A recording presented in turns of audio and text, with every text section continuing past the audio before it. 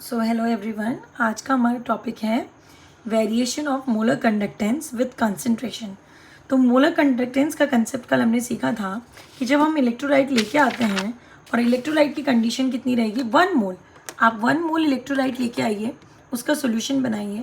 1 mole electrolyte कितनी conductance value रखता है, दैट इज नोन एज, कितनी उसकी कंडक्टिविटी वैल्यू है, that is known as molar conductivity. 1 mole condition is fixed for molar conductivity.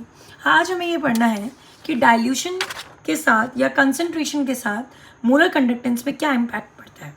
तो एक चीज़ हमें याद रखनी है कि लैम्डा एम, पहले हम थ्योरी में चलते हैं, उससे पहले एक चीज़ याद रखनी है कि लैम्डा एम यानी कि molar conductance is directly proportional to dilution. It means on increasing dilution, अगर हम डाइल्यूशन को बढ़ाते हैं तो मोलर कंडक्टेंस बढ़ेगा, and as the dilution increases the concentration decreases. So we can easily say that lambda m is directly proportional to dilution, but molar conductance is inversely proportional to concentration.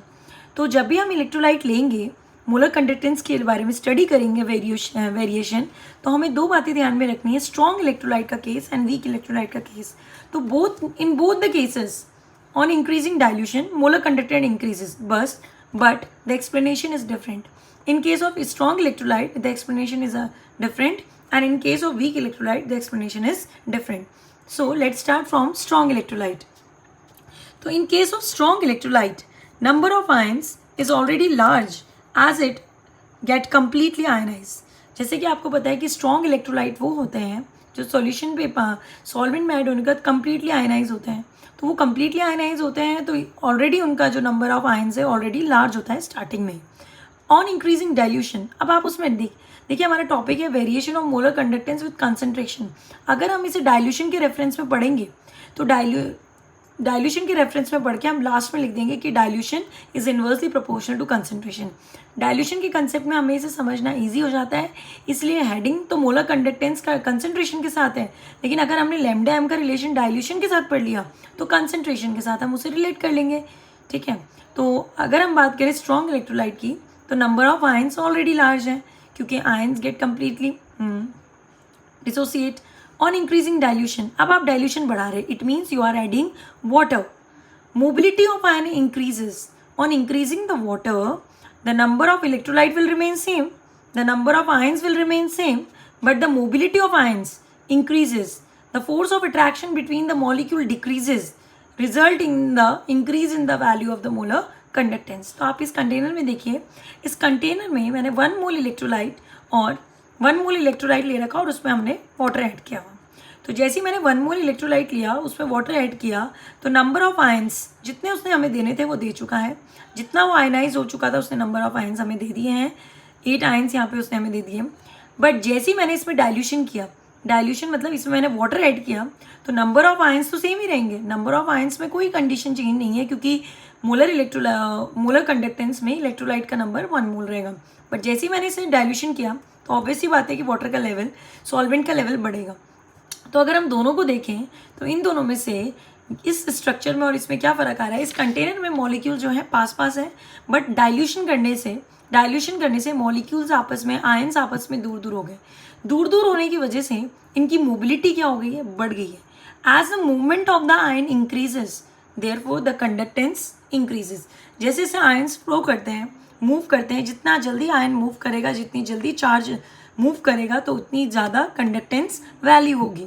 ठीक है, तो यानी कि dilution करने पे molar conductance strong electrolyte के लिए बढ़ता है। The reason is on dilution the ionic mobility increases. Okay, तो अब हम बात करते हैं limiting molar conductance. Limiting molar conductance का जो सिंबल होता है that is a lambda naught m. ठीक है, तो what is limiting molar conductance? ये हमने पढ़ा कि मोलर कंडक्टेंस होती है conducting power of 1 mole electrolyte, but what is the meaning of limiting molar conductance? The conductance of an electrolyte at 0 concentration और एट इनफाइनाइट डाइल्यूशन। यहाँ पे आपने 1 मोल इलेक्ट्रोलाइट लिया, आपने अपने अकॉर्डिंग इसमें 2 test tube 3 test tube water add किया। Okay, then आपने इसमें 1 बीकर वाटर ऐड किया, डाइल्यूशन आपके हाथ में कंट्रोल में है। तो अभी भी अगर हम इसमें इतना डाइल्यूशन कर दें, इनफाइनाइट डाइल्यूशन, अगर हम 1 मोल इलेक्ट्रोलाइट में इनफाइनाइट डाइल्यूशन कर दें, इन्फानाइट डाइल्यूशन करने का मतलब होता है ज़ीरो कंसंट्रेशन। अब मॉलिक्यूल कंसंट्रेटेड नहीं है, मतलब आयंस बहुत दूर दूर हो जाएंगे, फार अपार्ट हो जाएंगे, ठीक है। तो कंसंट्रेशन क्या हो जाएगा, ज़ीरो। और इन्फानाइट मतलब आपने पानी डालना है 1 मोल इलेक्ट्रोलाइट में, लेकिन इतना पानी डालना है जिसे कि हम उसे बोलेंगे इन्फानाइट डाइल्यूशन।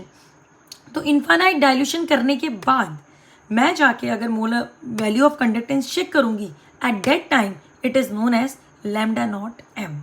इसके लिए बेस्ट एग्जांपल रहेगा, सपोज आपने 2 टेबल स्पून सॉल्ट लिया, सॉल्ट NaCl। जैसे आप NaCl को वाटर में ऐड करोगे, ऑब्वियस सी बात है आप 1 ग्लास वाटर में ऐड कीजिए तब भी उसका अपना मोलर कंडक्टेंस होगा, ठीक है। आपने उसमें इतना ज़्यादा वाटर ऐड कर दिया, यानी कि आपने 1 बकेट वाटर में 2 स्पून NaCl डाला है, तो the NaCl is present there. तो एन इन्फानाइट डाइल्यूशन मेरे लिए 2 टेबल स्पून के लिए 1 bucket water is a infinite dilution, लेकिन वहाँ पे भी NaCl अपनी इलेक्ट्रिसिटी को कंडक्ट करेगा।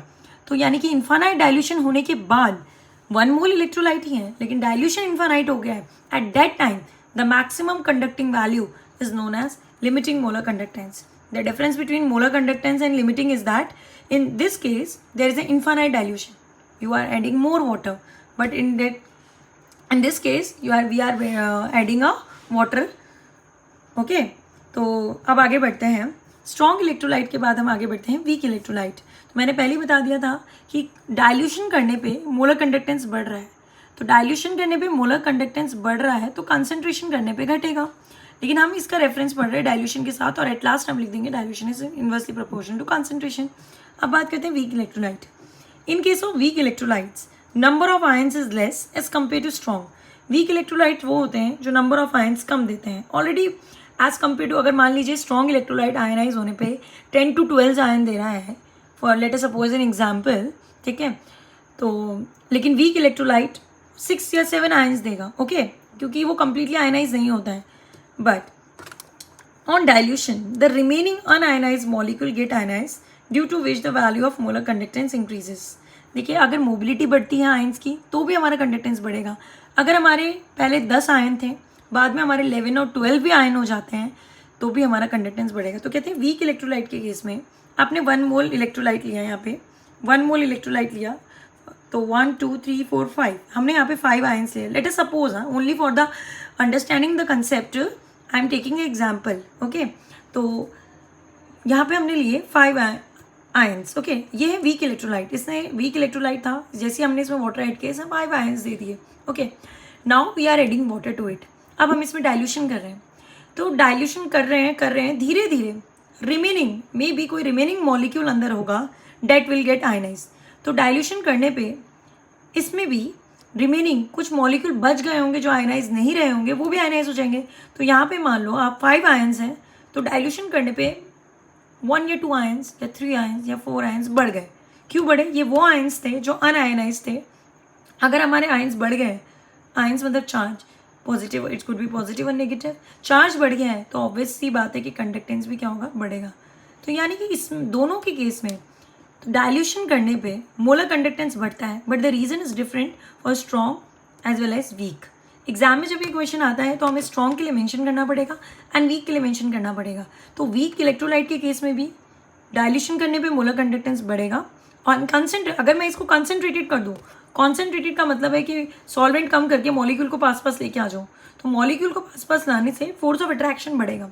फोर्स ऑफ अट्रैक्शन बढ़ेगा तो वो इजीली फ्लो नहीं करेगा, इजीली मूव नहीं करेगा, जिसकी वजह से कंडक्टिविटी क्या हो जाएगी, कम हो जाएगी। कंडक्टेंस यानी कि मोलर कंडक्टेंस क्या हो जाएगा।